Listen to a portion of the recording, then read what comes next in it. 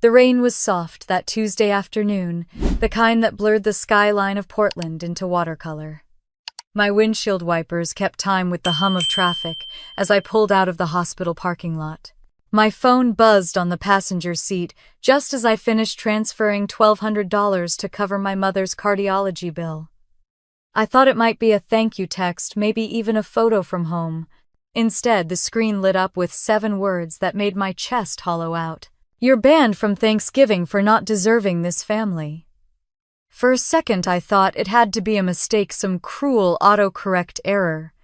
But then another message came in from my cousin Ryan.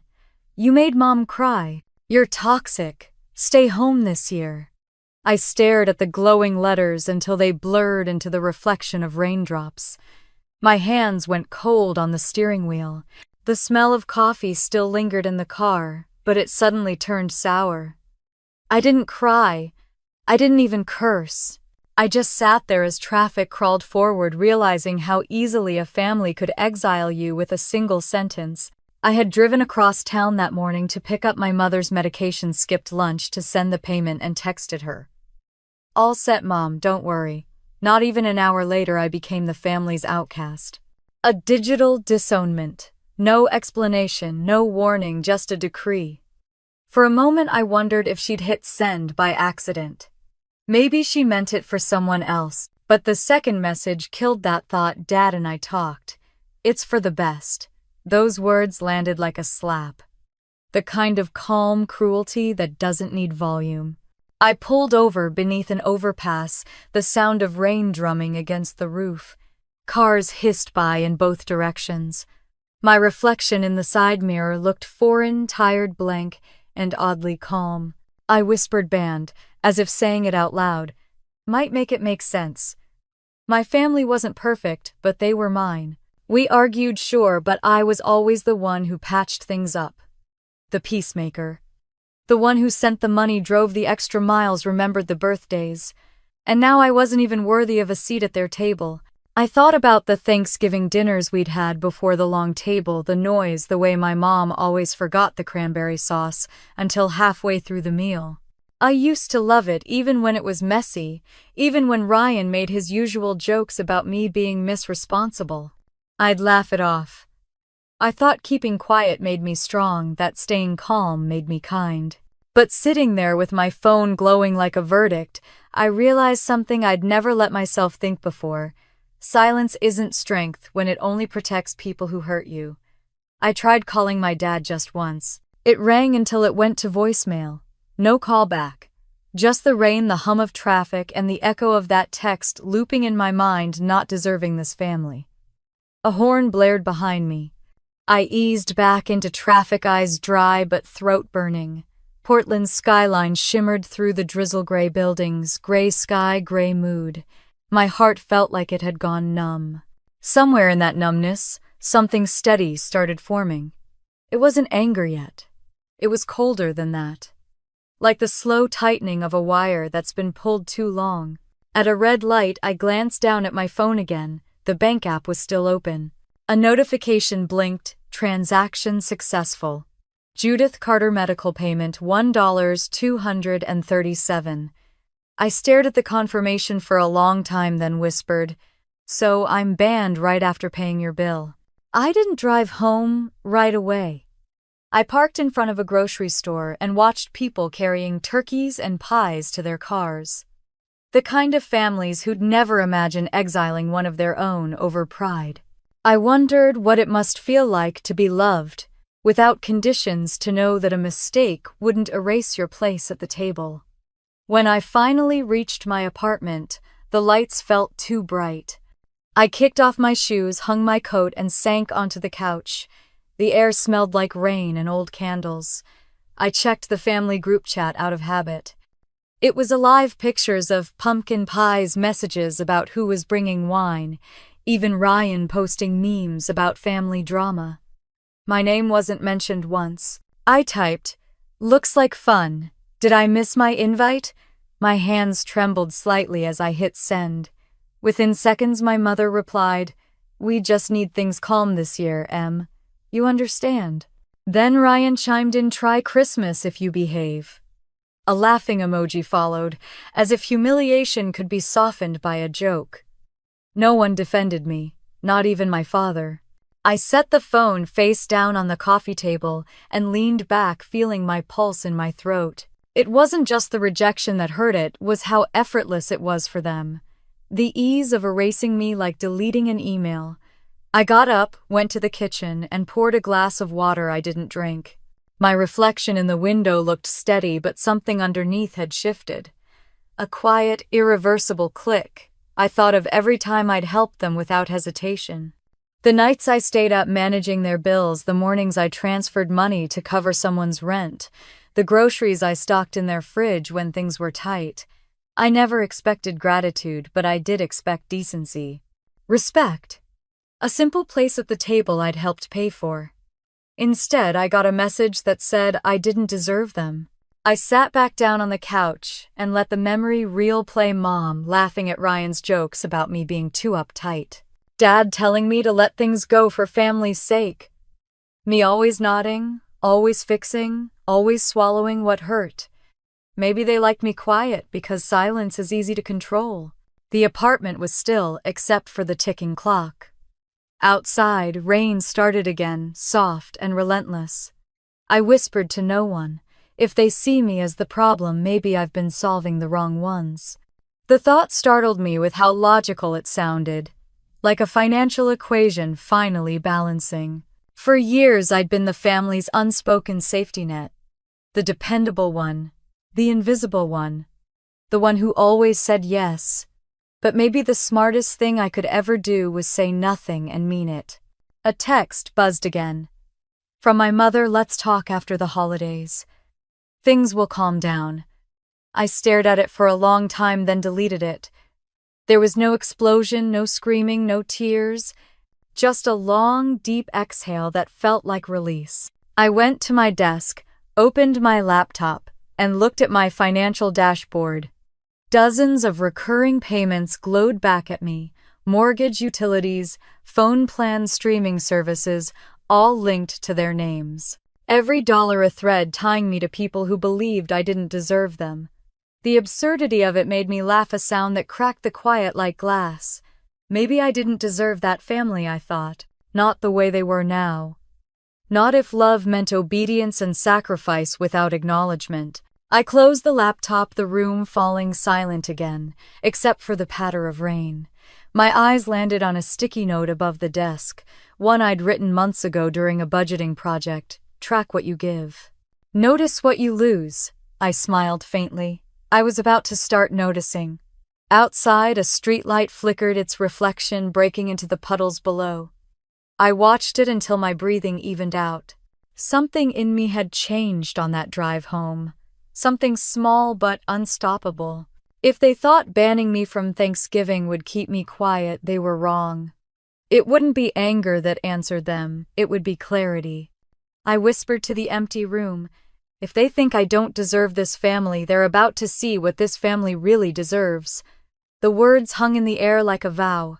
The rain outside grew steady, rhythmic, almost approving. And for the first time in my life, the silence didn't feel like punishment. It felt like power. That night, as the city lights blurred into the rain outside my window, I told myself it couldn't get worse. But by morning, the silence from them would prove me wrong. The morning after the text, I woke up to the sound of rain tapping softly against my window. Portland had a way of matching your mood, gray and endless, when you needed it to be. The apartment felt heavier than usual, the kind of quiet that followed an emotional hangover. I made coffee strong and bitter, poured it into a chipped mug, and stood at the counter watching the steam rise. My phone buzzed with notifications from the family group chat, pictures of pies, links to recipes, Ryan's stupid jokes. No one noticed I hadn't replied. I scrolled through the messages until I saw Mom's comment under a picture of the turkey, "Family is everything."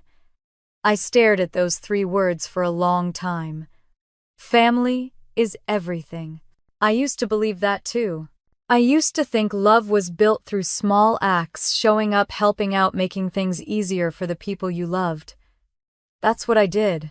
That's what I was. 3 years ago, when Dad lost his job at the wood shop, they called me late one night. Mom was crying, Dad too quiet. The house payment was overdue and they didn't have enough to cover it. I didn't even think twice. I transferred $2,000 from the savings account I'd been building for my own place. Don't worry, I told them. Just get back on your feet. The next morning, Mom texted me, crisis averted. The bank gave us an extension. I smiled at the time, too tired to correct her. They believed the system had spared them. They never realized it was me. That was how it started. Quiet help, quiet gratitude, quiet erasure. A year later, when Sophie's phone got cut off during her finals, she called crying from a friend's number. I can't call the professor, Em, it's humiliating. I fixed it that same day. Let's just put everyone on one plan, I told Mom. It'll be easier to manage. And for 6 years, that bill came out of my account every month, $210 steady as clockwork. I told myself it was fine, that it kept everyone connected. I didn't realize it connected me to a pattern I couldn't see yet, the habit of saving everyone but myself. They used to laugh about it too. Emily's so organized, Mom would say, waving her hand like it was some harmless quirk. They never saw the weight of those automatic payments stacking up in the background of my life, disguised as responsibility. The truth was, I liked helping. It made me feel useful, grounded. It made me believe I was part of something worth protecting. But kindness in a family like mine wasn't a shared language, it was currency. Last Christmas, we all sat around the living room, the tree blinking in uneven rhythm. Ryan had just announced his promotion, another new opportunity he'd landed through a friend of Dad's. The room buzzed with pride. Mom turned to me. Em, how's work? I smiled. Same as always. Still saving money, she teased. Our sensible girl. Ryan chuckled, raising his glass. Yeah, Miss Budget Spreadsheet over here. You should loosen up, Em. Buy something fun for once. Everyone laughed. I laughed too, out of habit. I didn't mention that I'd just sent a payment to cover part of his credit card debt, the one he'd begged for help with, because it's killing my score. He promised to pay me back by spring. He never did. That night I lay awake thinking about how strange it was to be both needed and invisible at the same time. How they could love what I did for them, but not who I was. Then came Mom's heart scare last summer. A minor episode, the doctor said, but it felt major enough to them. I spent 3 nights in the hospital watching monitors beep, listening to the hum of machines. Caleb visited once, brought flowers. Ryan sent a text, hope she's okay. I'm slammed at work. When the bill came, Mom sighed, insurance will handle it. Insurance didn't. I did. $450 that month, quietly covered, no mention made. When the doctor asked who should be the emergency contact, Mom said my son Caleb. I stood next to her, the person who hadn't left her side, and smiled. It didn't even sting at the time. I told myself it didn't matter, that being reliable was enough. I thought of all those moments now as I sipped my coffee and watched the rain. Every transfer, every don't worry about it, every invisible rescue.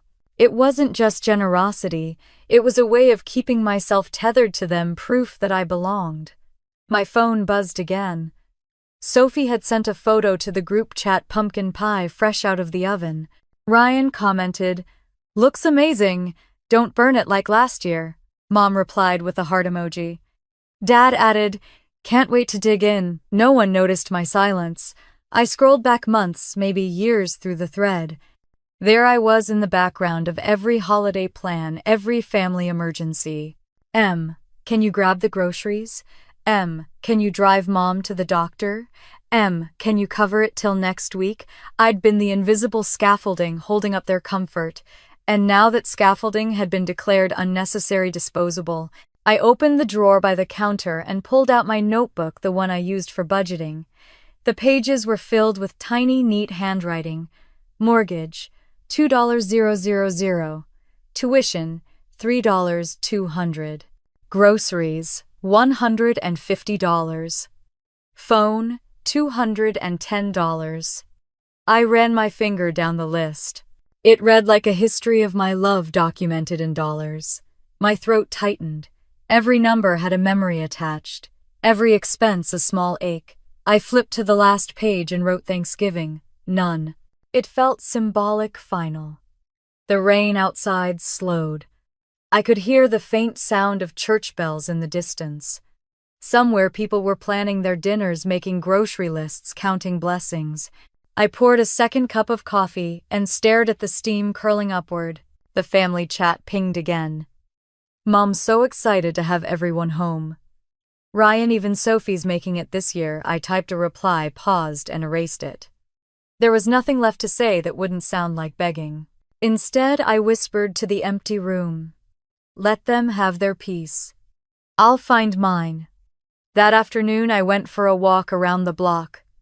The air smelled like wet leaves and chimney smoke. Kids were drawing chalk turkeys on the sidewalk. It should have made me sad, but all I felt was numb. My phone buzzed again. A text from Dad. Don't make a scene this year. Your mom's been through enough. The words hit like deja vu. Don't make a scene. I'd been hearing that phrase my whole life. Every time I called out Ryan's lies or refused to take the blame for someone else's mistake, that's what they'd say. Keep the peace. Don't make a scene. Peace apparently meant silence. When I got home, I opened my fridge. Half a carton of milk, some leftovers, nothing festive. I didn't feel like cooking. I poured myself a glass of wine instead. The rain started again, heavier, now drumming against the window. The family chat pinged once more, a photo of all of them at Caleb's house, laughing arms around each other. Ryan held a glass of wine, Sophie made a silly face, Mom looked radiant. It was the perfect family picture. I zoomed in until the pixels blurred. I wasn't in it. I could almost hear Ryan's voice. See, calm and happy this year. I set the phone down and laughed softly. Calm? I repeated the word, tasting bitter. The kind of calm that comes when the quietest person finally disappears. I closed my notebook, slid it back into the drawer, and exhaled. This time, my silence wasn't agreement. It was distance. It wasn't weakness. It was warning.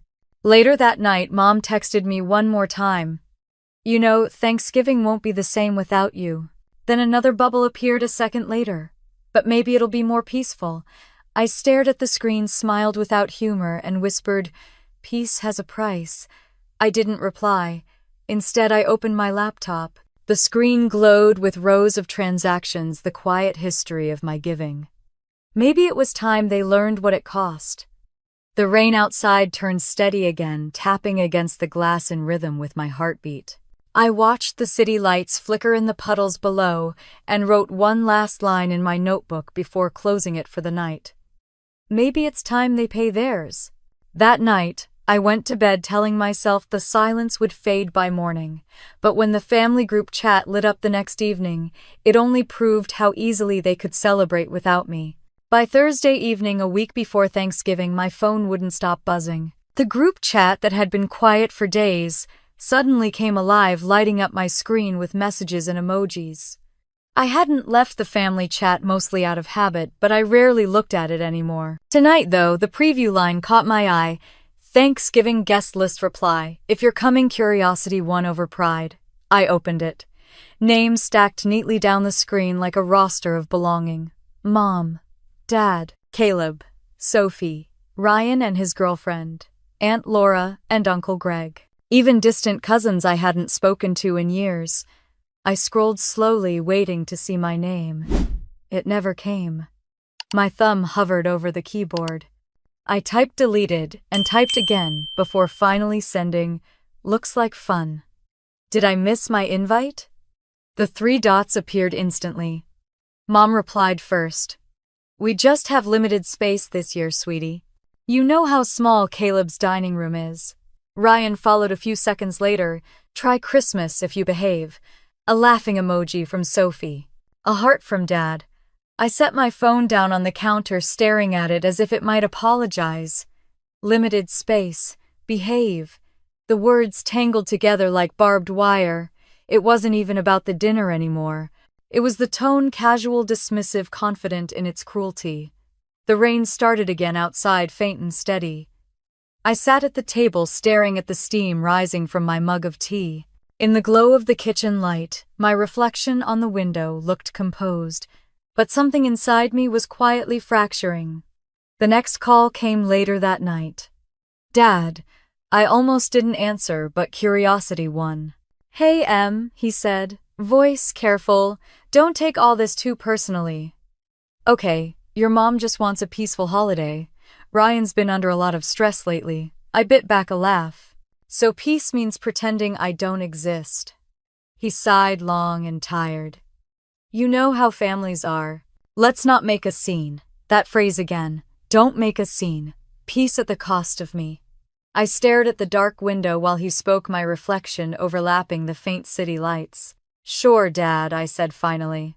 Peace. When the call ended, I felt that old familiar ache, the kind that used to make me cry quietly and move on. But this time the ache didn't melt into tears, it calcified into something else. I poured another cup of tea I didn't need, and sat down on the couch. My mind wandered back to all the Thanksgivings before. I could see them like scenes from a home movie, me standing at the counter mashing potatoes, while Ryan joked about how Misorganized had probably made a spreadsheet for the meal, Sophie scrolling through her phone, Mom fussing over timing, Dad laughing in that way that said he wasn't really listening to anyone. Ryan would arrive late every year with a cheap bottle of wine and declare I brought the most important thing, the good vibes. Everyone would laugh. When he forgot to bring the rolls, Mom would wave it off. He's trying, she'd say. When I once forgot the cranberry sauce, the whole table teased me for weeks. I never understood why his mistakes were quirks and mine were flaws. But now, sitting in my quiet apartment with rain blurring the city outside, I finally did. It had never been about fairness. It was about convenience. I was the one who fixed things, absorbed things, made things work. Ryan was the one who made things fun. And fun apparently was more valuable than loyalty. The family chat pinged again. A photo appeared, Mom and Dad at Caleb's house setting up decorations. Testing the lighting for the big dinner, Mom captioned. Everyone reacted with heart emojis and exclamation points. Ryan added, can't wait. Feels good to have everyone together again. Everyone. I closed the app, turned off notifications, and sat in the dim light of my living room. The quiet felt sharp, not soft. An hour later, I got another text from Dad. We'll drop off leftovers if you want. I stared at it, unsure if it was pity or mockery. Maybe both. I didn't reply. I tried to distract myself with work emails, anything that wasn't family. But my mind kept circling back, replaying every moment I'd been told to be quiet, to understand, to sacrifice for the sake of peace. Peace that always benefited them. When I finally went to bed, I dreamed of sitting at the Thanksgiving table again. Except in the dream, no one could see me. I was right there, setting plates, refilling glasses. But every time I spoke, the sound came out as a whisper swallowed by laughter. I woke before dawn, my heart racing. The apartment was cold, and for a second I didn't know where I was. Then I remembered. I was in my own home. Alone, yes, but unseen, by choice this time. That morning I opened the blinds and let the gray light spill in. The rain had stopped, leaving the streets slick and shining. My phone buzzed again, a text from Mom with a turkey emoji, and a caption, countdown begins. I deleted it. Later at work, my colleague Kara asked, so big family dinner next week? I smiled faintly. Not this year. I'm starting a new tradition. Oh, what kind one, where I don't have to earn my invitation. She blinked, unsure how to respond, then smiled carefully. That sounds peaceful. Yeah, I said, and for once I meant it differently. That night, I poured myself a glass of wine and sat at the desk where my laptop waited. The screensaver flickered with faint light, casting shifting patterns on the wall. I opened the banking app again. My fingers hovered over the autopay tabs, mortgage, utilities, phone plan, each one tied directly to them. It felt like staring at a web I'd spun around myself without realizing it. Every thread a favor, every connection a small surrender. Ryan's voice echoed in my head from the chat, try Christmas if you behave. I almost laughed out loud. For years, I'd been the only reason Christmas even happened. The gifts, the dinner, the cleanup. I thought I was holding the family together. But maybe all I'd been doing was making it easier for them to hold me down. Outside, the rain began again, soft and steady. I closed my laptop, walked to the window, and pressed my forehead against the cool glass. The city lights blurred the world, smaller, quieter. For once, I didn't feel desperate to fix it. I didn't feel the need to prove anything. I just felt tired. Tired of being the reasonable one, the dependable one, the quiet one. My phone lit up once more. A message from Sophie Mom says, "Don't worry, there'll be leftovers." Leftovers. My share reduced to scraps. I stared at the message, then typed 3 words I'd never said to any of them before. Don't need them. I hit send before I could second guess it. For the first time, I felt something close to relief. Not victory. Not revenge, just a faint loosening in my chest, the feeling of air returning after being held too long. The next morning, I woke early, made coffee, and sat in silence. I didn't check my phone. I didn't open the family chat. I let the quiet stretch and settle, filling every corner of the room. Through the window, I watched a thin beam of sunlight break through the clouds. It hit the rim of my mug, scattering reflections across the table. Maybe I thought peace doesn't come from being included. Maybe it comes from realizing you don't have to keep earning a place that was never freely given. My phone buzzed once more, but I didn't look. For the first time in a long time, I didn't need to. That night I told myself I was done caring. But when Thanksgiving morning came and the world filled with warmth, I was no longer invited to. The silence felt colder than I expected. Thanksgiving morning arrived, wrapped in gray clouds and silence. Portland was hushed, as if the entire city had pressed pause. I woke to the faint hum of rain against the window, that soft percussion that used to make me feel safe. This time it sounded hollow.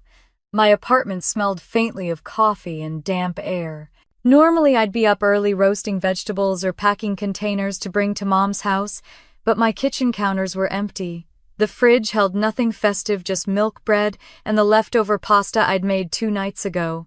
I brewed coffee anyway, just to have something warm in my hands. The first sip was bitter. My phone, lying face down on the counter, remained dark. Not even a happy Thanksgiving from anyone. I thought maybe Dad would text, but he didn't. I stood there wrapped in my robe, watching steam curl from my mug and thinking how strange it was to be uninvited from your own family. Around 10, the church bells down the block started ringing. I imagined families filling kitchens, the smell of turkey laughter spilling from open doors. For a brief second, I wondered if I should drive over anyway, show up, make peace, pretend none of it happened. But then I remembered Ryan's message, "Try Christmas if you behave." I'd behaved my whole life, and look where that got me.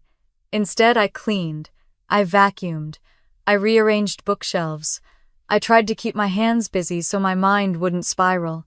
The rain outside turned into drizzle. Through my window, I could see families carrying covered dishes, smiling, shouting greetings across driveways. A woman across the street balanced a pie on one hand and a toddler on the other. A man held the door for her, grinning. It was the kind of simple joy I used to believe we had too. At noon, my phone buzzed. I froze. The screen lit up with a message from Mom. "We saved you a plate. Porch pickup if you want it." That was it. No apology, no explanation. Just instructions like I was a stranger picking up a takeout order. Porch pickup. I read the text twice, then 3 times. The words blurred, the letters dissolving into a smear of disbelief. For a few minutes I stood perfectly still, waiting for another message, something kinder, something human. Nothing came. I put the phone down and walked to the window. The rain had stopped completely, leaving the world washed clean. The sky was a dull silver. I could almost smell the turkey from blocks away. My chest tightened, not from hunger, but from the realization that they truly didn't see the cruelty in what they'd done. By late afternoon, I couldn't sit still. The apartment felt too quiet, too suffocating. I told myself I wasn't going there for closure. I wasn't going for forgiveness or confrontation. I just needed to see it, to look that truth in the eye and finally stop pretending. I grabbed my coat keys and drove. The streets were almost empty, the wet pavement catching flashes of light from passing cars. I turned off the radio halfway through the drive when Home for the Holidays started playing.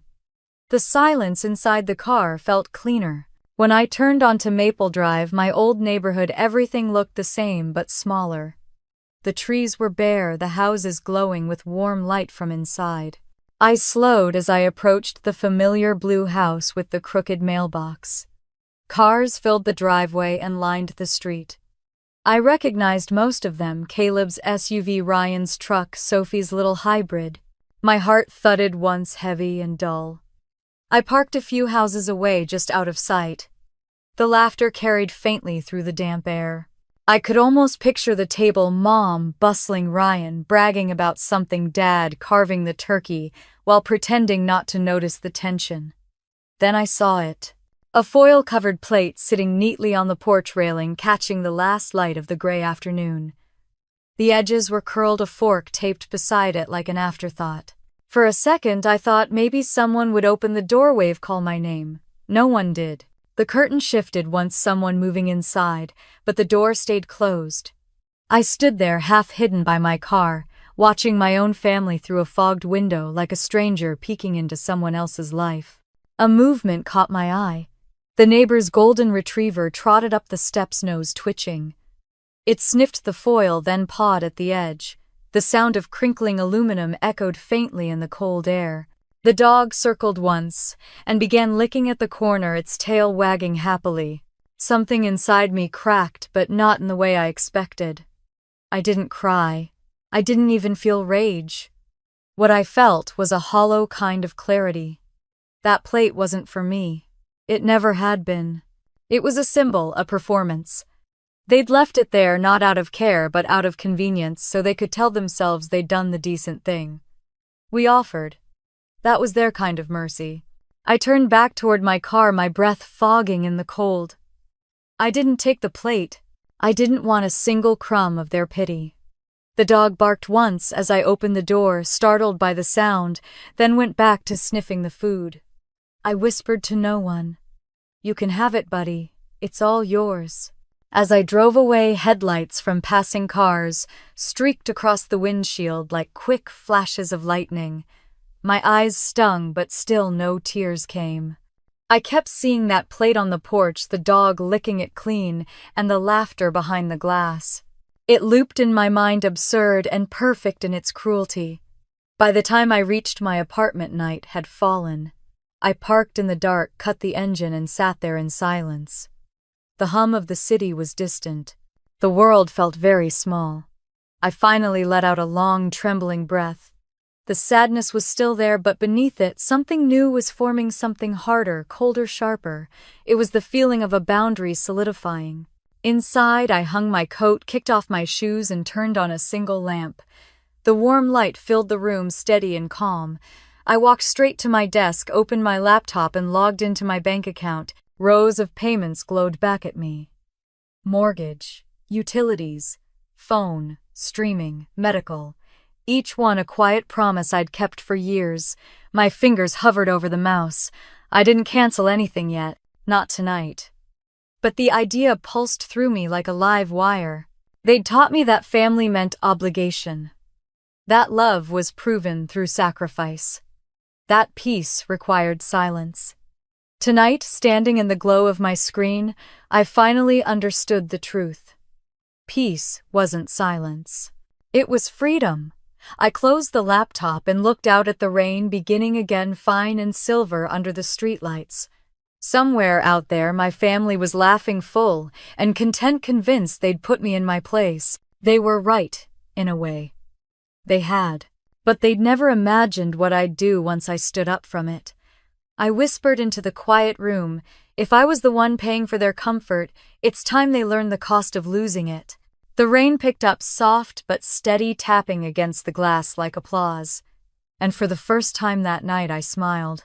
That night, I couldn't stop seeing that foil-covered plate in my mind, and by the time dawn crept through my window, I knew I had to face the truth written in numbers, the real cost of being their silence. The night after Thanksgiving, sleep wouldn't come. I lay in bed staring at the ceiling, listening to the sound of rain sliding down the window. Every time I closed my eyes, I saw that foil-covered plate on the porch, the dog sniffing it, the laughter behind the window.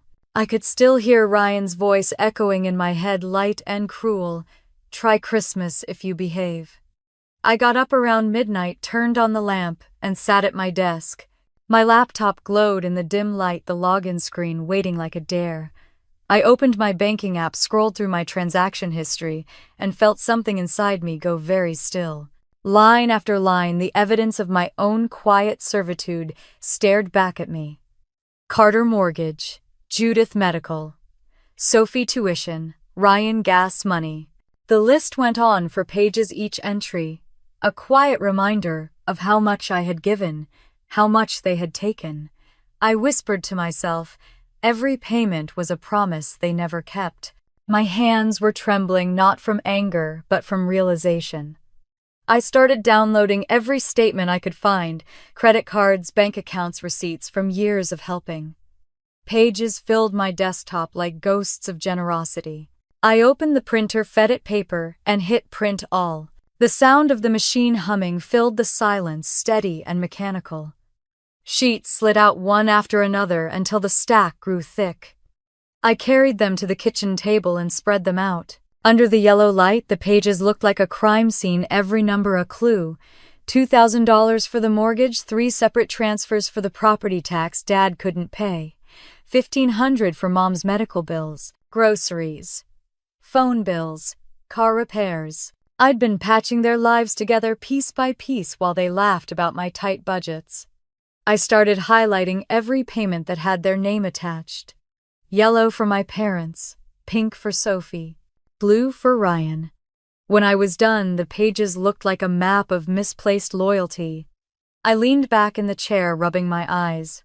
The total amount hit me like a physical blow, over $40,000 across the last few years. $40,000 that could have gone to my own house, my own dreams, my own peace. I wasn't their daughter, I said aloud, voice barely above a whisper. I was their direct deposit. The words hung in the air like smoke. I got up, went to the closet, and found an old brown leather binder I'd bought years ago for a trip that never happened. I placed the papers inside plastic sleeves, organizing them by category: mortgage and property, medical, utilities, Ryan's requests. On the cover, in thick black ink, I wrote "The Ledger of Lies." Each page I slipped in felt like reclaiming a piece of myself. For years I'd told myself I was helping because I loved them. But staring at those printed pages, I saw it differently. Love without respect isn't love, it's servitude. My phone buzzed on the counter. Ryan again. "Hey Em, quick favor, Jen's birthday's coming up. Can you spot me $600? I'll pay you back next month." I laughed out loud, a sharp, humorless sound that startled me. The timing was almost poetic. I didn't reply. I didn't delete it either. I wanted the message right there, another entry in the ledger of their entitlement. As the night deepened, memories surfaced uninvited. The first time Mom asked for a small loan when the car broke down. The way Dad said, "You're the responsible one, Em, you understand." The way Ryan smiled and said family takes care of family whenever he needed cash. Every favor, every guilt trip, every "you're so good with money," all of it had built this silent prison I'd called love. I turned on the kettle, made tea, and sat down again. The air smelled faintly of paper and peppermint. I flipped through the binder, my eyes tracing every number, every date. My handwriting filled the margins. Paid Mom's surgery. Felt proud. Covered Ryan's rent. Felt stupid. Paid Sophie's exam fee. Felt invisible. Each note was a confession I hadn't realized I was writing until now. When the last page was filled, I closed the binder and ran my hand over the cover. The leather was warm under my palm. I whispered, "This isn't guilt anymore, it's evidence." I remembered something Margaret Evans, my old boss, once told me when I was too afraid to ask for a raise. If you don't value your own worth, others will discount it for you. Back then, I thought she meant work. Now I knew she'd been talking about life. I opened my email, typed her name in the search bar, and found her old contact, Margaret E., Financial Consulting. Without overthinking, I began writing. Hi, Margaret. I know it's been a while. I could use some advice about cutting old ties and starting new ones. Coffee this week. I hovered over the send button for a moment, then clicked. The clock read 3:14 a.m. I should have felt tired, but I didn't. My pulse was steady. My mind, for the first time in weeks, felt clear. I gathered the printed pages back into the binder, stacked them neatly, and placed it in the center of the table. I went to the bathroom, washed my face, and caught my reflection in the mirror. My eyes were red, not from tears, but from exhaustion. Still, there was something new there, resolve. When I crawled into bed again, the rain had stopped. The city outside was quiet, the kind of stillness that felt like a held breath. I thought of the ledger sitting on the table waiting for morning light. It wasn't just paper, it was the shape of my awakening. They had called me the quiet one, the dependable one, the safe one. They'd mistaken restraint for weakness. But the truth was simple. I had learned their system better than they ever could. I knew every number, every bill, every password, every account. And I was done funding my own erasure. Before I drifted off, I whispered into the darkness, if they ever ask why, I'll show them the receipts. When sunlight finally filtered through the blinds a few hours later, I got up, made coffee, and sat back at the table. The binder was still there, solid and silent. I flipped it open to the first page and wrote across the top in bold letters, Next Liberation Day, December 2. I closed it gently, a smile tugging at the corner of my mouth. They taught me that love means rescuing, I murmured. But now I'll teach them that love has limits. The city outside began to stir, car doors, footsteps. The faint sound of birds breaking the quiet. I felt lighter, anchored by purpose. No more pity plates on porches. No more late-night transfers or quiet rescues. I was done being their safety net. I was ready to be my own. By the next morning, the binder was no longer just proof of what I'd lost. It was a plan waiting to be set in motion, and I knew exactly who I needed to call first. The cafe smelled like roasted beans and rain-soaked wool. I sat by the window, stirring a cup of coffee I hadn't touched. Outside, the Willamette River shimmered gray under the winter light. Margaret Evans arrived right on time, just as she always had back when she was my boss. Her scarf was crimson, her posture straight, her presence as grounded as ever. She spotted me, smiled, that knowing smile of hers, and walked over. It's been a while, she said, setting her umbrella aside. Too long, I replied, standing to hug her. Her embrace was firm, reassuring, like someone handing you a flashlight in a tunnel. When we sat down, she studied me for a moment before speaking. You look different. Less tired. More dangerous. I laughed softly. Maybe a bit of both. Margaret tilted her head, eyes narrowing. So, tell me what's brought you here, with that look, the one that says you've finally had enough. I reached into my bag and placed the binder on the table between us. Its edges were worn now, the letters on the spine slightly smudged from my fingertips, the ledger of lies. This, I said. This is what I've been carrying. Margaret raised an eyebrow. That looks serious.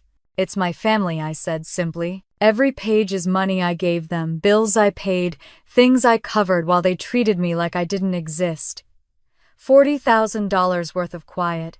She didn't interrupt, she just sipped her coffee and let me talk. I was banned from Thanksgiving, I continued. They said I didn't deserve the family, and then they left a plate for me on the porch. A foil-wrapped pity meal for the girl who paid their mortgage. Margaret set her cup down, her expression calm but sharp. And what did you do? I made that binder, I said. I've been keeping score for the first time in my life. There was silence between us for a moment. The clatter of dishes and low hum of conversation filled the air. Finally, Margaret leaned forward. You weren't foolish, Emily, she said. You were trained to believe that love means debt and duty.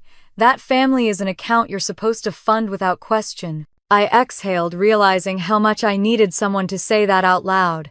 So what do I do now? Keep proving them wrong, cut them off completely. She folded her hands. Neither. You perform a financial exorcism. I blinked. What a clean removal of every tie they've used to hold you. You can't reason with entitlement, Emily. You have to make it irrelevant. Her words sank in slow and heavy. So what? Cancel the bills, shut the accounts, and walk away. Not blindly, she said. Strategically. You built their comfort system, which means you know exactly how to dismantle it. Do it cleanly, legally, quietly. Let them face the emptiness they created. I looked at the binder again. It seemed to hum with a strange kind of energy, part evidence, part confession, part liberation, waiting to happen. They'll hate me, I murmured. Margaret smiled faintly. Hate is just louder, disrespect. You've already survived the quiet kind. I sat back, stunned by how simple she made it sound. She reached into her purse and pulled out a notepad. Let's make a list. Her handwriting was small and precise. As she spoke, I watched her pen move. Cancel autopay on mortgage. Transfer phone plan. Remove credit cards from shared accounts. Terminate secondary insurance. Cut off non-essential subscriptions. When she finished, she turned the notepad around so I could read it. There, your roadmap to freedom. I stared at the paper, feeling the faintest tremor in my hands. You make it sound so easy. It's not, she said. You'll question yourself every step of the way. Guilt will whisper. But you have to remember this: what you're doing isn't cruelty. It's correction. The word settled in my chest like a seed. Correction. What if they call cry-beg? I asked quietly. They will, she said. And when they do, you tell them the truth, that adults pay their own bills and love isn't measured in transactions. Then hang up. I laughed under my breath. That sounds like you. It is me, she said with a grin. And soon it'll be you too. For the first time in months, I felt warmth that wasn't bitterness. Margaret didn't pity me. She respected me enough to tell me the truth. We spent another hour outlining steps, the kind of details. Only she would think of recording confirmation numbers, printing cancellation receipts, documenting every communication. It was like she was teaching me how to conduct a personal audit on my own soul. When we finished, I looked out the window. The rain had stopped. Sunlight glimmered faintly on the river, breaking through the clouds in thin beams. Margaret, I said softly, is it wrong to stop helping them, to let them struggle? She tilted her head, her eyes steady on mine. No, wrong was letting them use your kindness as currency. What you're doing now is giving them a lesson you paid for long ago. Her words landed with the weight of truth. I felt something in my chest unclench. When we stood to leave, she rested a hand on my shoulder. You know, she said, you've always been good with numbers. It's time you started balancing the emotional ones too. I smiled, surprised by how light my voice sounded. I will. As she walked away, I stayed by the window, watching her red scarf disappear into the crowd. The river gleamed brighter now, catching sunlight in sharp flashes. That evening, I went home with a sense of calm I hadn't felt in years. The binder sat on the passenger seat, its weight comforting rather than heavy. When I got inside, I placed it on the table and flipped it open. The first page stared back at me: mortgage assistance. I took out Margaret's notepad and placed it beside it. Then, on a blank page, I wrote in neat handwriting: Liberation Plan, Phase 1, Financial Exorcism. Underneath, I listed the steps: cancel autopay on property, separate phone plan, remove all cards, terminate shared insurance, document everything. When I finished, I sat back and let out a breath I hadn't realized I was holding. The sound of rain had returned, light and rhythmic tapping against the window like applause. I turned to the binder's last page and added a note in the corner: not revenge, redemption. It wasn't about punishment anymore. It was about balance. Before bed, I checked my email. There was already a reply from Margaret. Proud of you. Remember, boundaries aren't walls. They're doors that only open both ways when respect knocks. I smiled and closed my laptop. That night, sleep came easily for the first time in weeks. When morning light crept through the blinds, I woke feeling rested, almost renewed. I poured coffee, sat by the window, and flipped open my binder. Across the top of the first clean page, I wrote the date. December 2, Liberation Day. Below it, just one line. Today I start correcting the math of love. Outside, the city moved slowly under pale sun, the sound of rain replaced by the quiet hum of traffic. And for the first time in my life, I didn't feel like the quiet one anymore. I felt like the calm before a necessary storm. That night, after finalizing every step with Margaret's notes beside me, I realized tomorrow wasn't just a date on my calendar, it was the day I would stop being their provider and start being my own witness. The night before December 2nd, my apartment looked like a crime scene made of paper. The binder lay open on the kitchen table, surrounded by stacks of receipt statements and highlighters in every color. The air smelled faintly of ink and coffee. Outside Portland was quiet rain drizzling against the windows like a metronome keeping time for my thoughts. I stood there, barefoot, hair pulled into a messy knot, my sleeves rolled up. This wasn't grief anymore. It was focus. I took a deep breath, slid into the chair, and opened to the first tab, Mortgage and Property. The pages gleamed under the light, each one neatly labeled, the numbers highlighted in yellow. These weren't just transactions. They were the story of my silence. $2,000 for Dad's mortgage when he forgot to pay. $800 for property taxes. A water heater I bought last winter when Mom said, "We'll freeze if we wait another month." Now I stared at the totals the way the numbers formed a pattern of quiet exploitation. I whispered, "Never again," and began assembling everything into chronological order. By midnight, the binder was thick, heavy, and perfect. I flipped through it, slowly feeling the texture of each page under my fingertips. It wasn't sadness that filled me now. It was a strange kind of satisfaction. Every dollar was a memory. Every highlight a scar I could finally see. I paused, took a sip of cold coffee, and wrote on a clean sheet of paper, Liberation checklist. Mortgage autopay, cancel. Phone plan, transfer. Credit cards, remove. Shared subscriptions, terminate. Insurance, detach dependents. I looked at the list for a long moment, then said softly, "This isn't revenge, this is arithmetic." Around 2 a.m, I found myself staring at the spine of the binder. I picked up a black marker and wrote the title across it in slow, careful strokes, "This is what I did for you." Below it, smaller, "And this is what I won't do anymore." The ink bled slightly on the surface, but I didn't care. It looked permanent because it was. When I finally went to bed, I slept deeply, dreamlessly, the kind of sleep that comes when your decision has already been made. The morning arrived, gray and cold. I woke before my alarm, made strong coffee, and sat at the table with the binder beside me. For once, I didn't hesitate. I opened my laptop, logged into my accounts, and began printing final summaries for each section. The phone rang, once Ryan, probably calling for money, but I ignored it.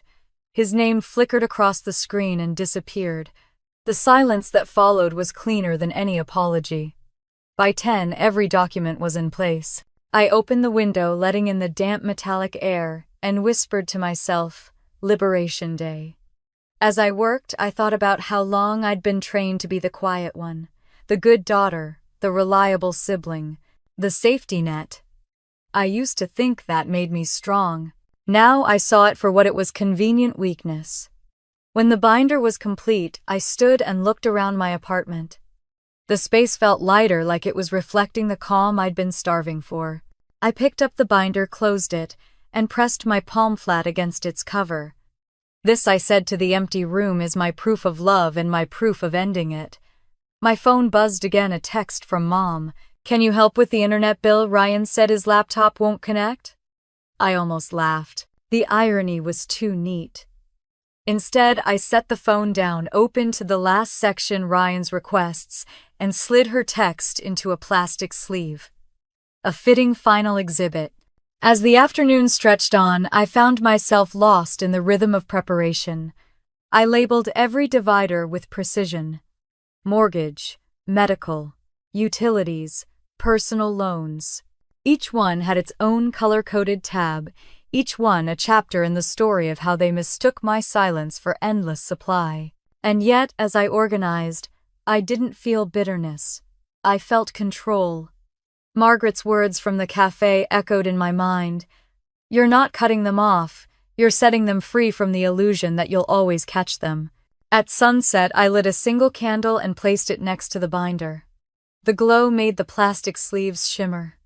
I stared at it for a long time, feeling something I hadn't felt in years, peace without permission. I thought about every time I'd been called sensible, responsible, the strong one. Words meant as praise, but used as chains. They loved my steadiness because it excused their chaos. Not anymore. My eyes fell on the handwritten line I'd added the night before December 2, Liberation Day. The clock read 7:42 p.m. I whispered, "Tomorrow morning." I poured a glass of wine, sat on the couch, and let the quiet sink in. Outside rain pattered against the window, steady and soft. I imagined my family at home, comfortable in their assumptions. Mom probably humming while folding laundry, Dad watching football, Ryan scrolling through his phone waiting for a miracle deposit. They had no idea the system was about to reset. I didn't want them to suffer. I just wanted them to finally see what life looked like without me cushioning every fall. Before heading to bed, I wrote one last line at the end of my notes. "Love without accountability is just dependency dressed as devotion." I closed the binder and turned off the light. When morning came, I woke before the sun. The world outside was drenched in fog. I made coffee and dressed in simple black jeans and a gray sweater. No makeup, no armor, just intention. I slid the binder into my tote bag, grabbed my keys, and stood by the door for a moment, breathing. For a long time, I'd associated silence with weakness. Now it felt like strength, the kind of quiet before a decisive move.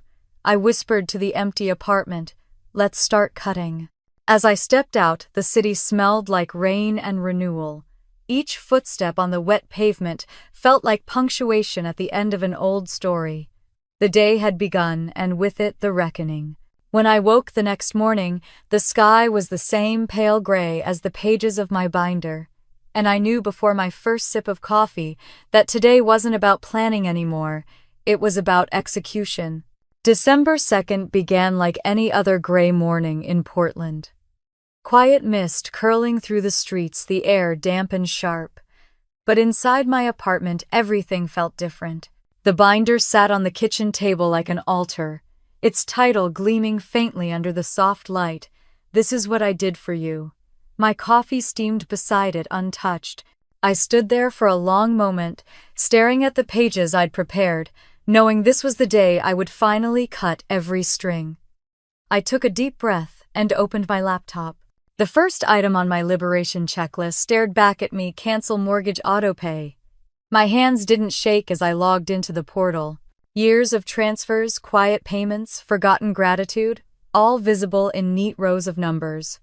Each one was a reminder of how many times I'd fixed something they'd broken.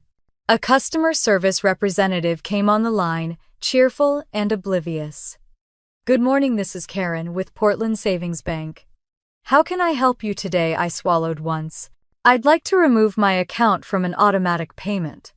Property tax and supplemental mortgage assistance for account number 7321.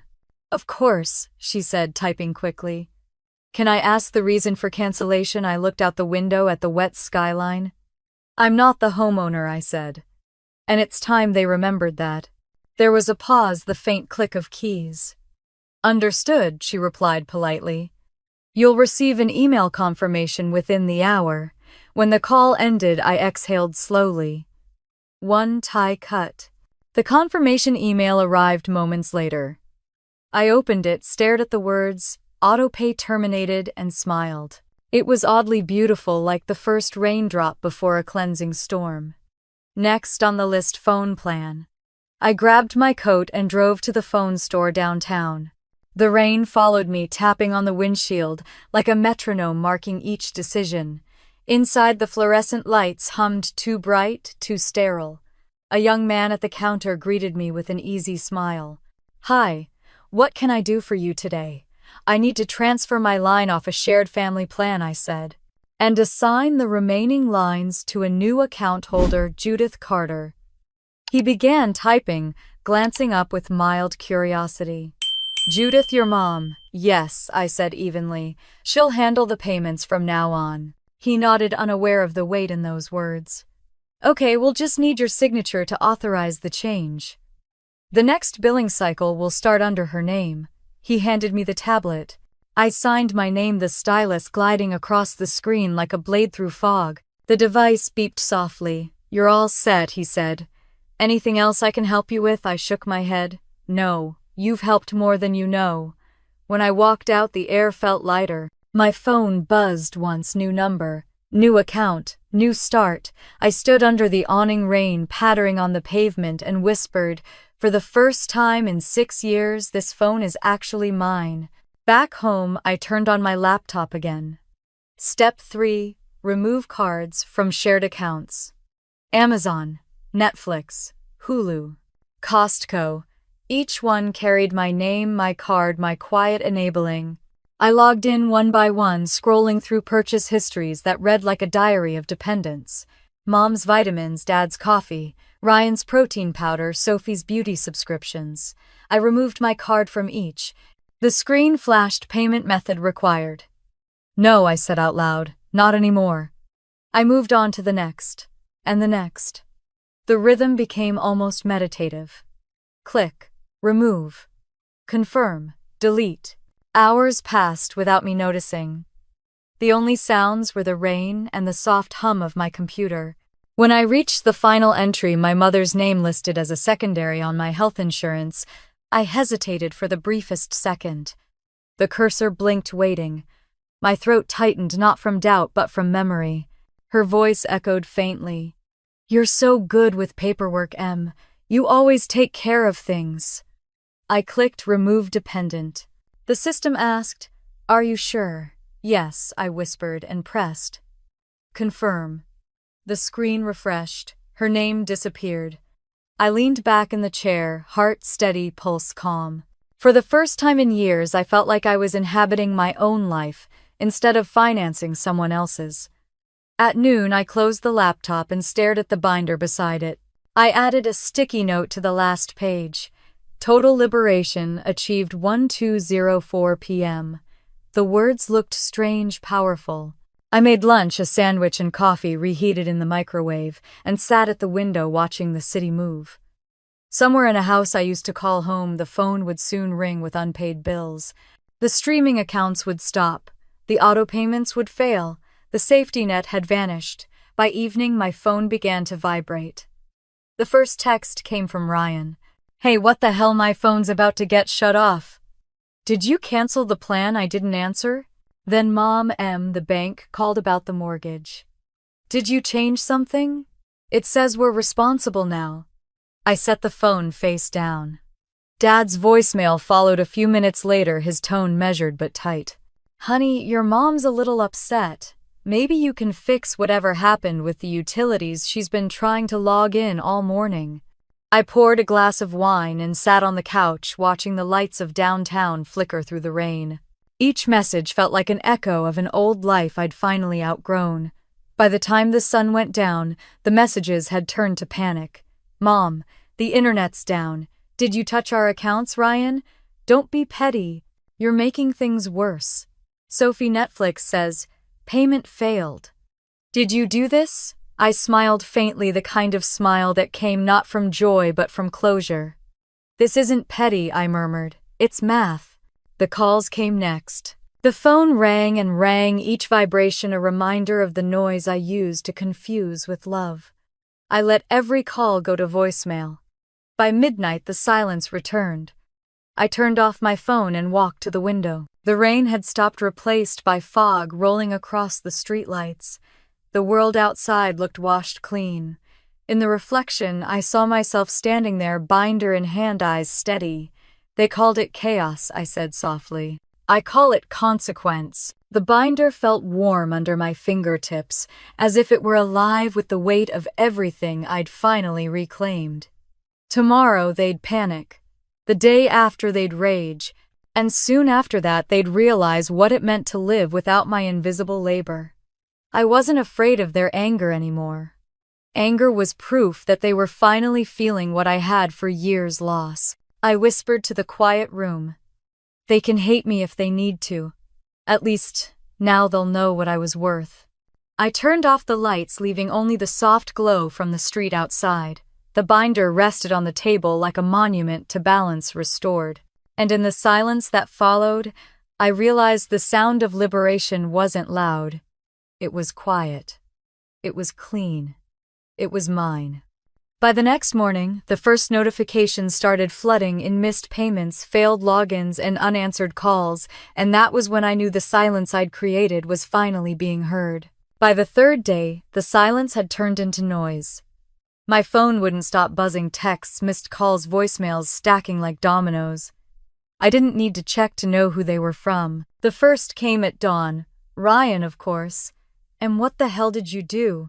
My phone's shutting off. Mom says the internet's down. Did you mess with the accounts? I stared at the message, sipping coffee, the steam curling into the cold air. I didn't reply. 10 minutes later, another text came in. Don't ignore me. This isn't funny. Then a third. You're being crazy. I turned the phone face down and kept eating breakfast. Toast, coffee, silence. I'd spent years fixing their chaos. Now I was finally watching them experience it firsthand. By noon, the panic had spread. Mom's name lit up the screen next. Her message was longer, dramatic as always. Emily, your father's blood pressure is through the roof. He's so stressed. The mortgage company called. The water bill came due. Why would you do this to us? We can't handle all this at once. A moment later, a second message appeared. You've always been our steady one. Please fix it before it ruins everything. I read it twice, then put the phone down. They were already rewriting the story, painting me as the villain in their own disaster. It would have been funny if it wasn't so predictable. By late afternoon, the family group chat, the same one that had banned me from Thanksgiving, had become a war zone. Ryan. So Emily just decided to screw everyone over Mom. She must be going through something. Sophie. Can we at least get the phone plan back, Dad? Let's keep things calm. No drama. Ryan. No drama. Half the house is offline because of her. I scrolled through the thread, watching them argue about my existence, as if I wasn't there to read it. I typed one message, actions have consequences. Then I deleted it. Silence said more. By evening, the calls began. Dad first. His voice was tight, but rehearsed like a man who'd practiced sounding calm while panicking. Honey, it's Dad. Listen, I know you're upset, but this is too much. You can't just pull the rug out like this. Your mother's been crying all day. Be reasonable, okay? The voicemail ended with a sigh. The same sigh he'd used my whole life when he wanted me to fix things without him asking. Then came Ryan's call. No pretense, just fury. What the hell is wrong with you, Emily? You think you can play God because you make a few payments. You've ruined everything. Mom's crying, Dad's losing it, Sophie's pissed. Is that what you wanted? I listened until he ran out of breath, then hung up. The messages kept coming. You're so selfish. You've lost it. You need help. Family takes care of each other. I whispered to the empty room. Exactly. They finally can. That night, I didn't turn off my phone. I wanted to hear it ring. Every vibration, every buzz was proof that the weight had shifted. For the first time in years, I wasn't the one scrambling to fix something. By the next morning, even the group chat had changed its name from Carter Crew to Family Emergency. I almost laughed. Mom, we need to talk in person. Ryan, she won't come. She loves drama too much. Sophie. Maybe she's right to make a point. Ryan, oh please, she's enjoying this. For once someone tried to defend me, and it wasn't who I expected. Sophie's message stood out in the noise. She paid for everything for years. Maybe we should have seen this coming. The thread went silent after that. Around noon, I went for a walk. The air smelled like rain and smoke from nearby chimneys. The city was washed clean quiet in a way my life had never been. I passed a bakery couples holding coffee cups, a child tugging his mother's coat. Normal life going on without chaos. It felt good. When I came back, my voicemail icon blinked. 4 new messages. Dad's voice first, soft, tired. I don't know what to say. We didn't mean for things to get this far. Just call your mother, please. Then Mom, her voice trembling. You can't just abandon your family, Emily. What happened to my good girl? We did everything for you. Then Ryan again, louder, meaner. You're a monster. You think this makes you powerful. It makes you pathetic.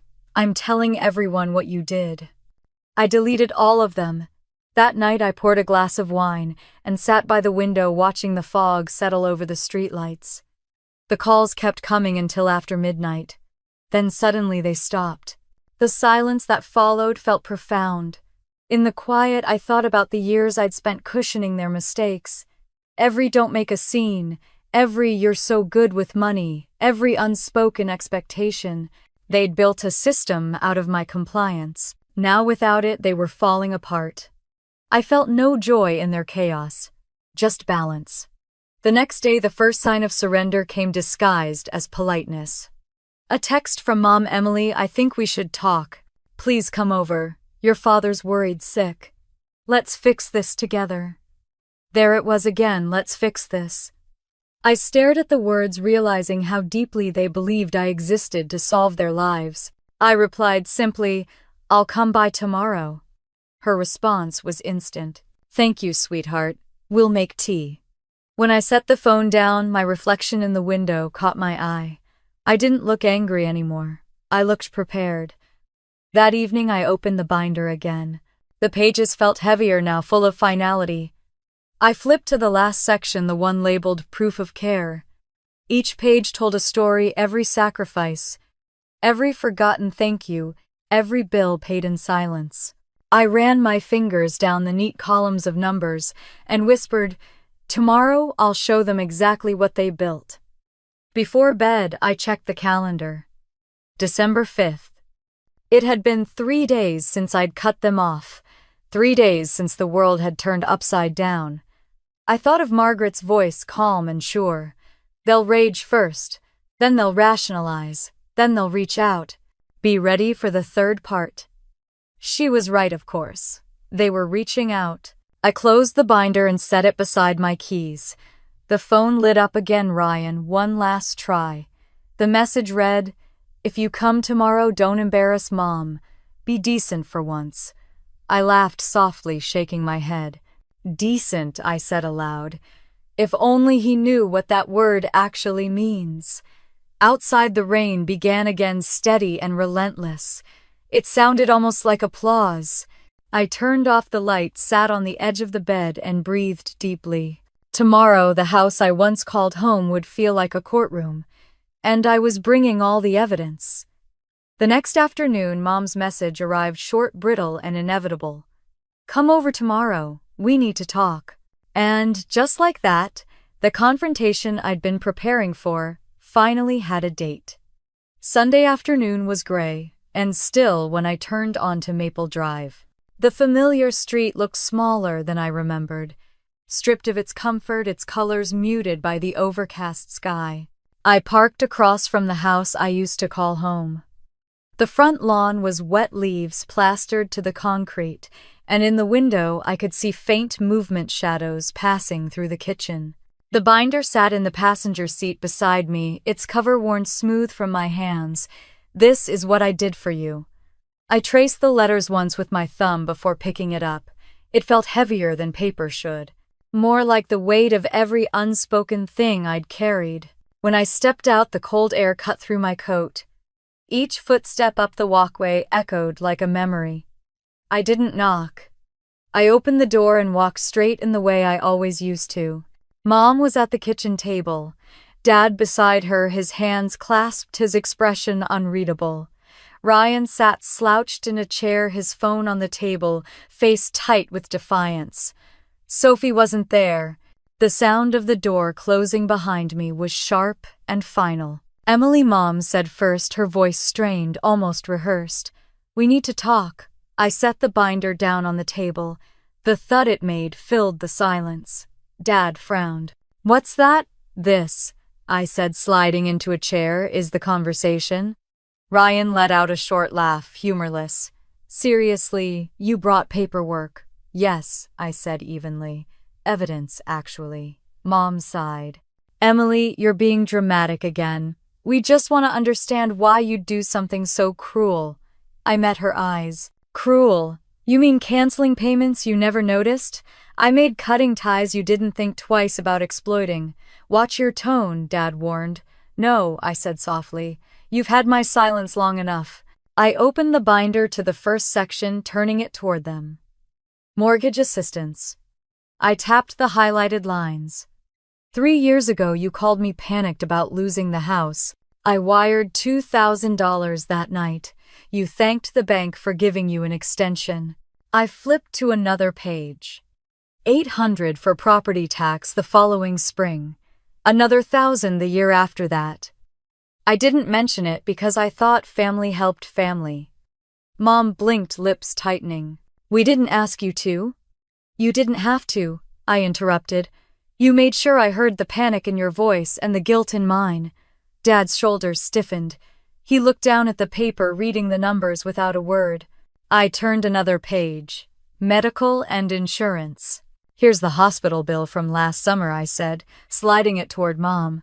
I paid it the same day you called. You told me afterward that insurance covered it. It didn't. Her face paled. I didn't realize you didn't want to realize. Ryan scoffed, leaning back in his chair. Come on, Em. Are you really keeping score now? Families don't need ledgers? I met his gaze coldly. Families also don't need to mock someone after they pay your rent. He sat up straight, color rising in his face. That's different. I said I'd pay you back. You never did. I flipped to another tab and pushed it toward him. Here's your Venmo history. $600 for rent, $400 for your car, $300 for your girlfriend's birthday, oh, and a few dozen transfers for emergencies. He slammed his hand against the table. This is insane. You're acting like a banker. No, I said quietly. I'm acting like someone who finally stopped being one. For a long moment, no one spoke. The only sound was the hum of the refrigerator and the ticking clock on the wall. Dad finally broke the silence. So what now? You want us to pay you back? Is that it? I shook my head. No, I don't want money. I want acknowledgement. You told me I didn't deserve this family after I paid for the hospital that kept Mom alive. You left a plate for me on the porch like I was a stray dog. And you called that peace. Mom flinched, her eyes glassy. That wasn't what we meant. You just made things uncomfortable, I finished. By having boundaries. By refusing to be the one who keeps everything afloat while you laugh about how sensible I am. Her mouth opened, but no words came. I turned to Dad. You taught me that family sticks together no matter what. But somehow, that rule always started with me. He looked older, suddenly smaller. You could have just told us you were struggling. I stared at him, incredulous. Struggling? I wasn't struggling. I was drowning quietly while you built your comfort on my shoulders. Ryan stood up, pushing the chair back with a screech. You think you're some kind of martyr. You're not special, Emily. We all do things for family. Name one, I said. He froze, jaw tightening. I came home for Thanksgiving. I laughed short and bitter, and banned me from it. Dad's hand slammed against the table. Enough. His voice was sharp, his face flushed. This is tearing us apart. No, I said calmly. This is what's been under the surface all along. I'm just finally saying it out loud. I gathered the pages, flipped to the last section labeled Proof of Care, and slid it across the table. This is every payment, every sacrifice, every quiet rescue you turned into my identity.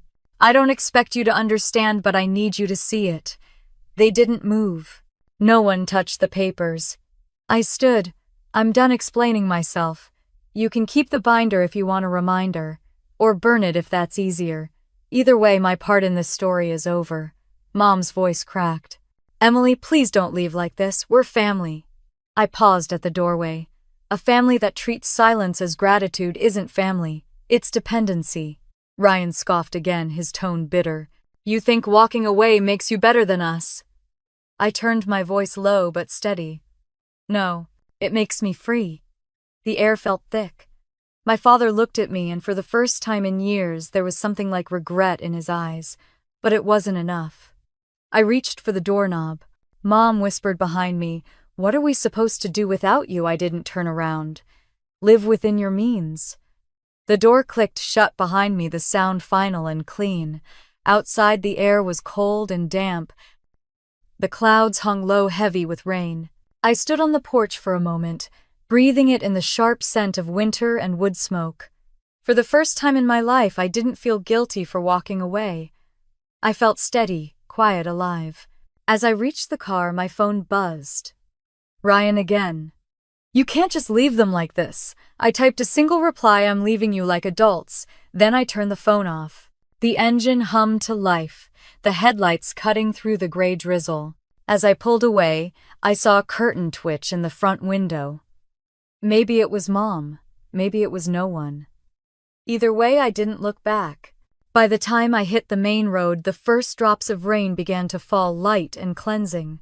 I rolled down the window, letting the air rush in. The storm had finally come, and for once I wasn't standing in its path. I was walking out of it. That night, as I drove away from Maple Drive with the rain blurring the road behind me, I didn't feel anger or triumph, just a deep, steady quiet that told me something had finally ended and something else was about to begin.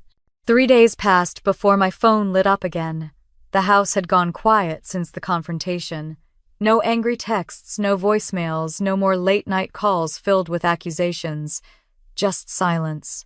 The kind of silence that comes after a storm has stripped everything bare. I thought it would feel like loss. Instead, it felt like breathing. I woke early that morning, sunlight slipping through the blinds, catching the corner of the binder I'd left on my kitchen shelf. It looked smaller now, ordinary, no longer an anchor but an artifact. I poured myself coffee, sat by the window, and watched the city move. Somewhere out there they were probably waking up too, facing the bills, the calls, the mess that used to quietly fall on my shoulders. I didn't check my phone until mid-morning. 3 missed calls from Dad, 1 new voicemail. I hesitated before pressing play. His voice was quiet, stripped of its usual command. It's Dad. We're getting through it. Mom's been trying to sort things out with the bank. We're late on a few things, but we'll manage. Just wanted you to know we're okay. Or trying to be. There was a pause, and then softer. We didn't realize how much you were doing. I'm sorry for that. It wasn't an apology, not really. But it was a crack in the wall, and for the first time that was enough. I deleted the message and sat there, hands wrapped around the mug, feeling warmth spread through me that had nothing to do with the coffee. Later that afternoon, I walked along the Willamette River. The air smelled of rain and wet pine, the water reflecting the gray sky. Families passed by, parents pushing strollers, kids tossing breadcrumbs to ducks. It felt good to be invisible among them, just another person living her life, without anyone expecting her to fix theirs. When I got home, I found another message waiting. This one was from Mom. Your father and I talked. We went to the financial advisor your cousin recommended. We're cutting back, budgeting, doing the things you always told us to. We're sorry for not listening sooner. No guilt trip, no manipulation, just a small human message that sounded like humility. For the first time in months, I smiled while reading something from her. That evening, I called Margaret. She picked up on the first ring.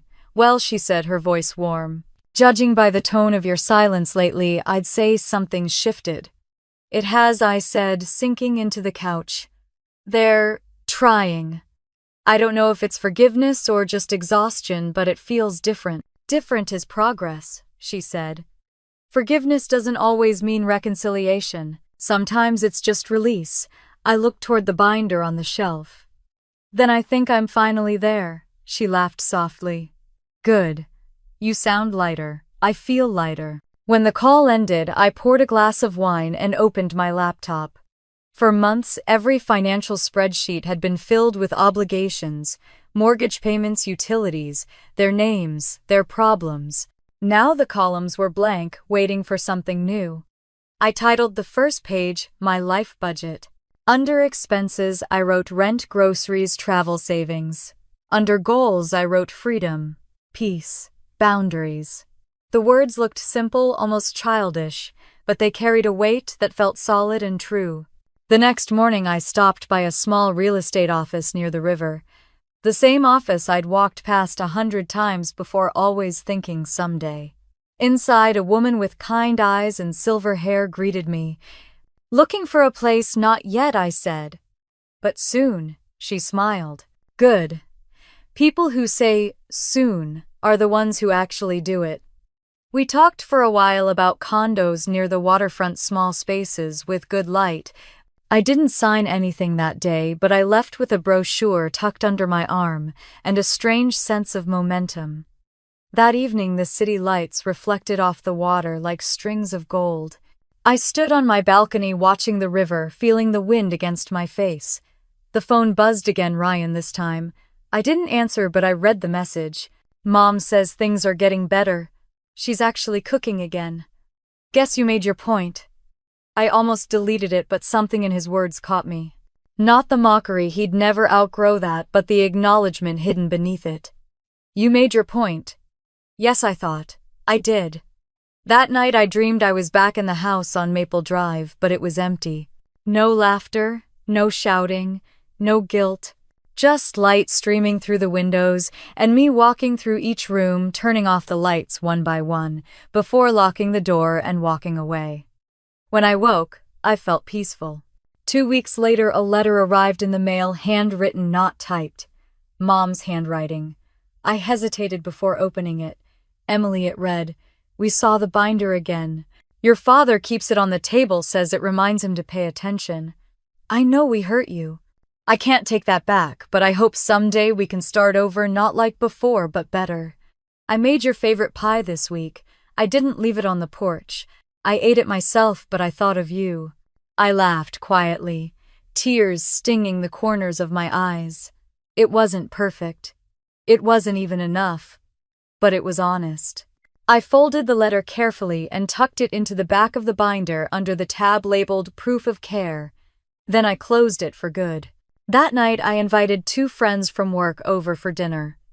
We ordered takeout, drank too much wine, and talked about everything except family.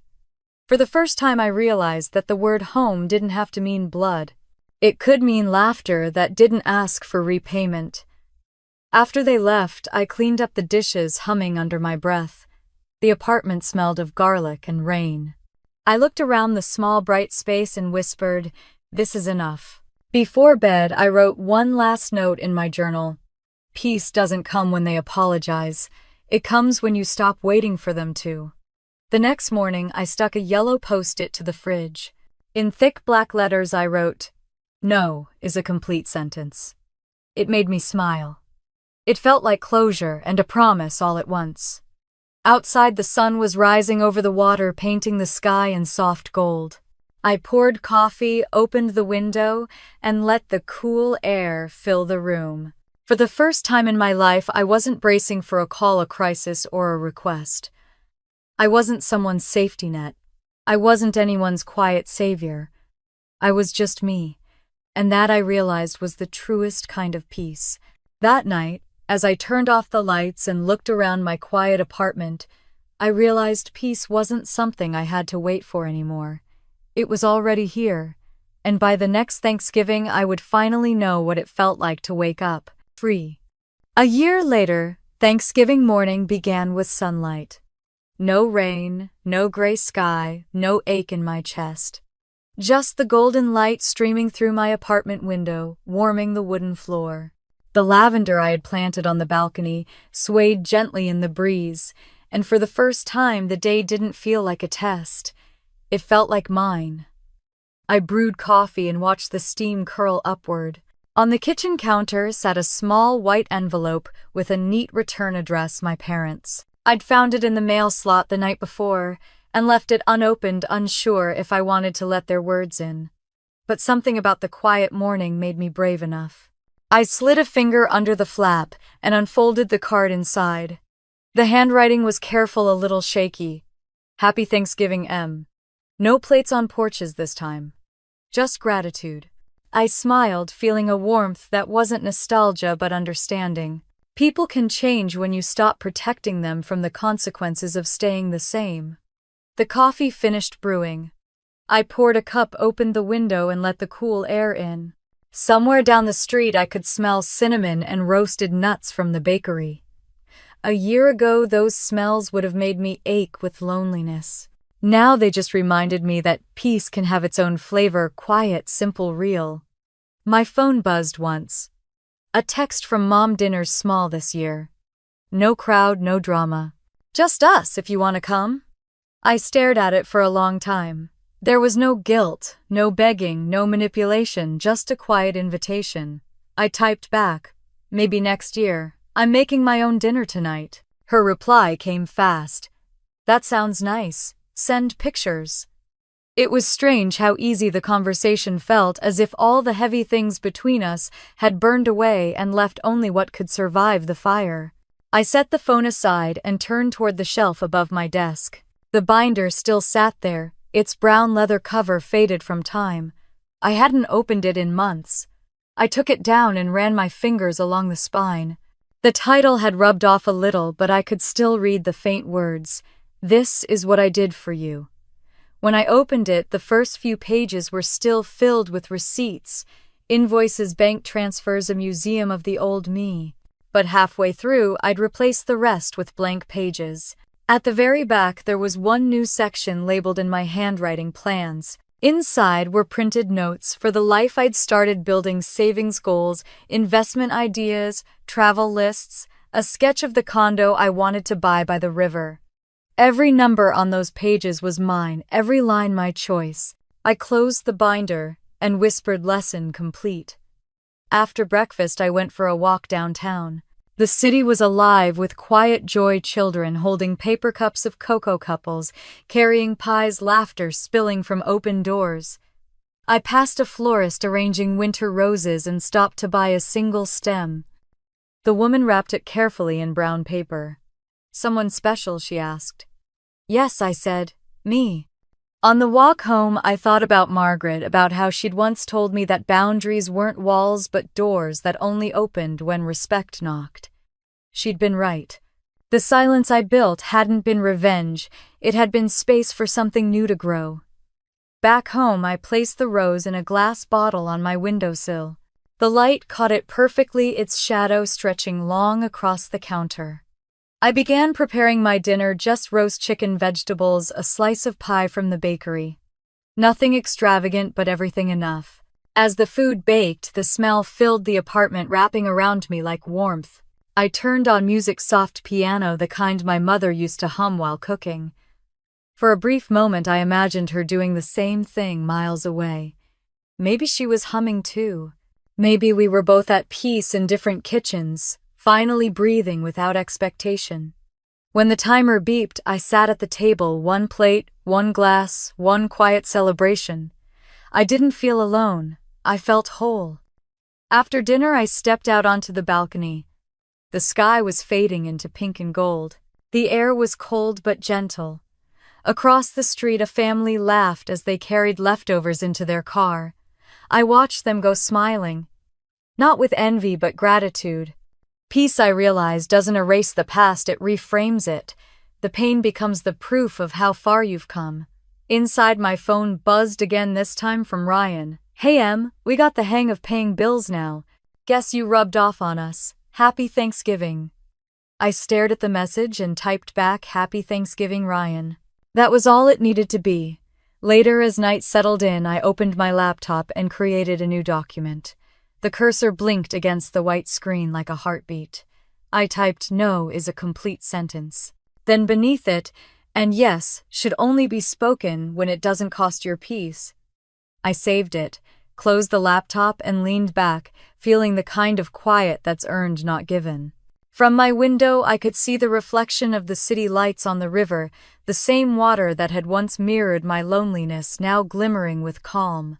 I took a deep breath, closed my eyes, and let gratitude wash over me, not for what I'd lost, but for what I'd finally found. When I opened my eyes again, I whispered, "I'm free." And I meant it. I thought about all the people out there, still stuck in the cycle I'd lived through, the ones who keep giving, hoping love will balance the scales, the ones who confuse silence with strength. If I could reach through the screen right now and tell them something, I'd say this: you don't have to keep proving your worth to people who measure it in what you give. You're allowed to walk away. You're allowed to choose peace over obligation. Because sometimes the greatest revenge isn't loud or cruel, it's living well after the noise stops. Have you ever been the one holding everyone else together until you broke? Tell me in the comments. I want to hear your story because maybe someone needs to hear it too. And if this story felt familiar, if you've ever found power in finally saying no, stay with us. There are more stories of silence turning into strength, of justice whispered instead of shouted. Don't forget to like, subscribe, and share your truth. Because sometimes healing starts the moment you stop explaining and start living.